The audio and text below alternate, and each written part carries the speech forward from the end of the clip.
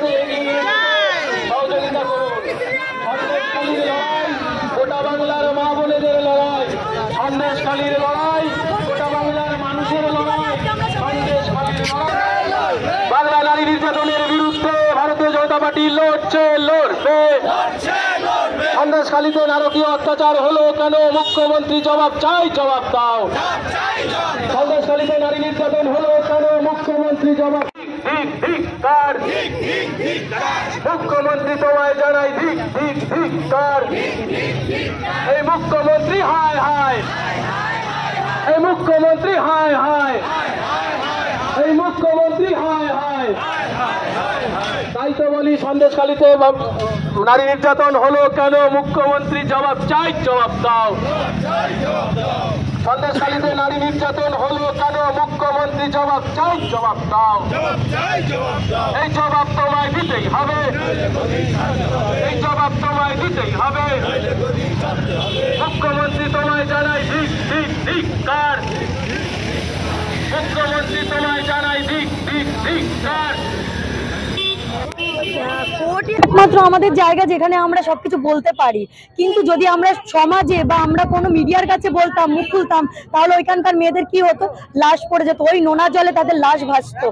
আর কোনো মহিলা তার ইজ্জত মানে বিক্রি মানে কি, তার থেকে লুটে নিয়েছে এই শাহজাহান এবং শিবু হাজরারা, লুটে নিয়েছে তাদের ইজ্জতকে, এবং তাদেরকে একটাই ভয় দেখানো হয়েছে, তাদের স্বামীকে মেরে ফেলানো হবে।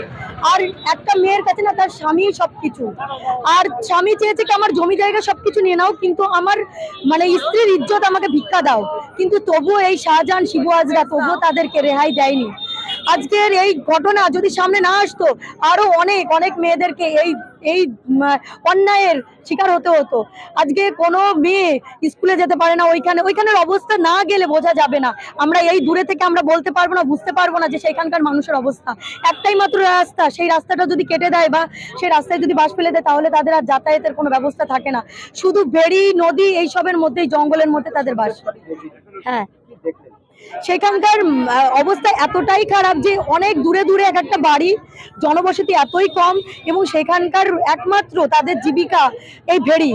এবং সেই ভেড়িতে যদি বিষ ফেলে দেয়, আপনারা ভালো করে জানেন যে এক ফোঁটা বিষ যদি ফেলে দেয় তার ভেড়িতে, তার সব মাছ মরে যাবে। তাই তারা মহিলারা আজকে এইভাবে অত্যাচারিত হয়েছে।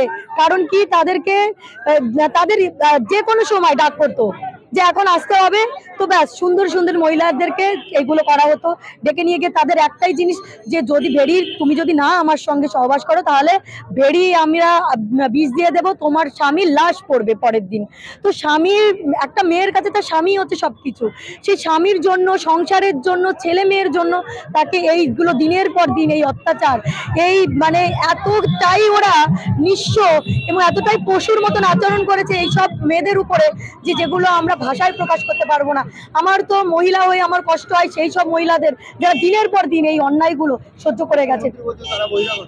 আর এই মুখ্যমন্ত্রী বলছেন, কারণ কি বহিরাগত তোমাকে বলতেই হবে, কারণ কি উনি তো নিজেই জানেন যে কিভাবে তারা অত্যাচারিত হয়েছে। কারণ এই শাহজাহানের টাকায় তো উনি বসে আছে, এই শিবু হাজরার টাকায় মুখ্যমন্ত্রী আরাম গদিতে বসে আছেন। এবং বালি চুরি থেকে, কয়লা চুরি থেকে, নারী পাচার থেকে শুরু করে সমস্ত রকমের জিনিস এই একমাত্র এই বাংলার মুখ্যমন্ত্রী করে গেছেন। 34 বছর সিপিএম যা না করেছিল, একদম দৃষ্টান্তমূলক ভাবে বুঝিয়ে দিল বাংলার মানুষকে যে কতটা জঘন্য রাজনীতি করতে পারেন এই মুখ্যমন্ত্রী। 500 থেকে 1000 টাকা বাড়িয়ে দেওয়া, মহিলাদের সম্মান নিয়ে হচ্ছে খেলা, কোন খেলা হচ্ছে? এটা সামনে ভোট আছে, উনি যখনই ভোট আসে তখনই উনি এই ধরনের কিছু একটা করেন। কারণ এখন যখন মহিলাদের ইজ্জত এভাবেই হচ্ছে, যাতে মহিলারা যাতে মানে সচ্চারিত না হয়, যাতে মহিলাদের মুখ বন্ধ হয়ে যায়। সাধারণ মানুষটা ওই 500 টাকা 1000 টাকায় মনে করে যে অনেক কিছু, কিন্তু একটা মহিলার ইজ্জত তো এই 500 টাকা 1000 টাকার বিনিময় হতে পারে না। তাই উনি ভাবলেন কি যে এই যদি 500 টাকা জায়গায় যদি 1000 টাকা আমি দিয়ে দিই, তাহলে ওদের মুখ বন্ধ হয়ে যাবে।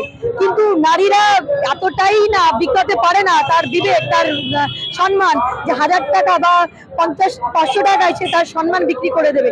তাই মহিলারা সচেতন হয়েছে, মহিলারা জেগে উঠেছে, ঘরে ঘরে আন্দোলন হচ্ছে আজকে। নীলি বিশ্বাস অ্যাডভোকেট। ধিক্কার, ধিক্কার।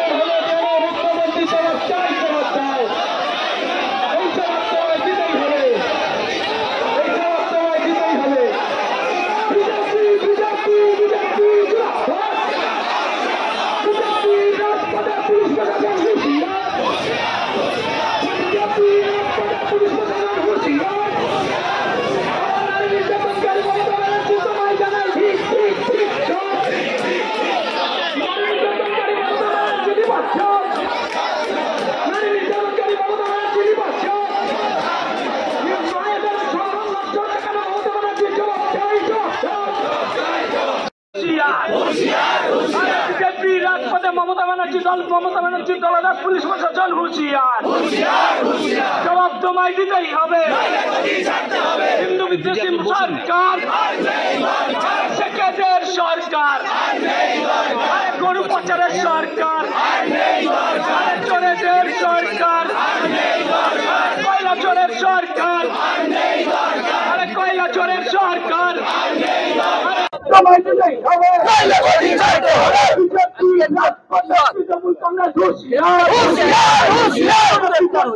গ্রেপ্তার তো দেখানোর জন্য গ্রেপ্তার হয়েছে, যেহেতু রাজীব কুমারকে তলব করা হয়েছিল এথিক্স কমিটির থেকে, সেই দেখানোর জন্য জবাব দিতে হবে।